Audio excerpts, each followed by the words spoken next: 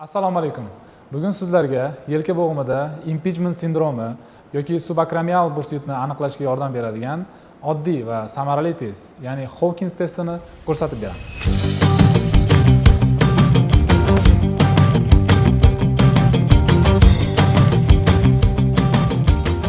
Test bemorni o'tirgan yoki turgan holatda bajariladi.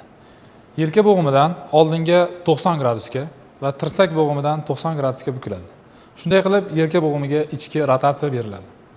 Ichki rotatsiya berish jarayonida yelkaning oldingi yoki yon qismiga keladigan og'riq testni musbat ekanligini, aksi esa testni manfiy ekanligini ko'rsatadi. Testni McDonald'ga ko'ra sezuvchanligi 91,7, spesifikligi 44,3 ni tashkil etadi. Umuman olganda, Hawkins testi subakramial sohadagi yumshoq to'qimalar impeachmentini yuqori sezuvchanlik bilan aniqlaydi.